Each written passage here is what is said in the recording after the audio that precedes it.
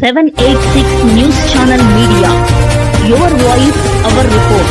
ఈ మధ్యకాలంలో అయితే ఆంధ్ర రాష్ట్రాల్లో బస్సులు అయితే వరుసగా కాలి బూడిద అవుతున్నాయి. అందులో ఉండే ప్యాసింజర్లు కూడా ప్రాణాలు అయితే కోల్పోతున్నారు. వేల రూపాయలు అయితే ప్రైవేట్ బస్ మాఫియా అయితే ఆంధ్ర రాష్ట్రంలో చాలా మంది నడుపుతున్నారు. ప్రభుత్వం ఏం చేస్తూ ఉంది?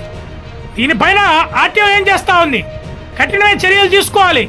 బస్ ఫిట్నెస్ ఉందా, లేదంటే ప్యాసింజర్ కూర్చున్నప్పుడు సేఫ్గా మళ్ళీ తిరిగి వస్తుందా లేదా అని చెప్పి ఒక టీంలో అయితే ప్రభుత్వం అయితే ఏర్పాటు చేయాలి. ఎందుకంటే ఇది ప్రాణాలకు సంబంధించిన విషయం. నెల్లూరు నుంచి హైదరాబాద్ ఎక్కితే మళ్ళీ రిటర్న్ వస్తాడా, బస్సు కాలిపోద్దా అని చెప్పి ప్యాసింజర్లు అయితే ఒక అనుమానం అయితే ప్రతిరోజు అయితే కలుగుతూ ఉంది. అందువల్ల ట్రైన్ సేఫ్ అని చెప్పి చాలామంది ట్రైన్స్లో అయితే వెళ్తున్నారు.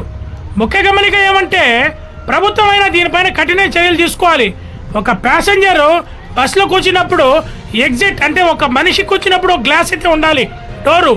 ఒకవేళ ఏదైనా ప్రమాదం జరిగినప్పుడు దాంట్లో నుంచి ఒక్కొక్క వ్యక్తి అయితే బయటికి రావాలి.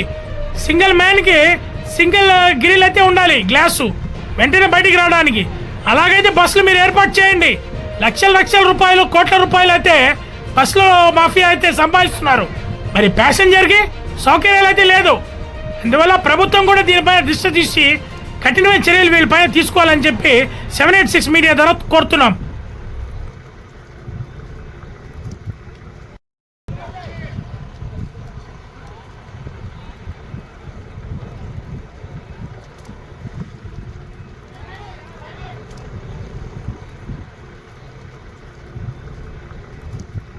వీడియో కనుక మీకు నచ్చినట్టయితే please like, share, follow, subscribe, పక్కనే ఉన్న బెల్ ఐకాన్ని ప్రెస్ చేయండి.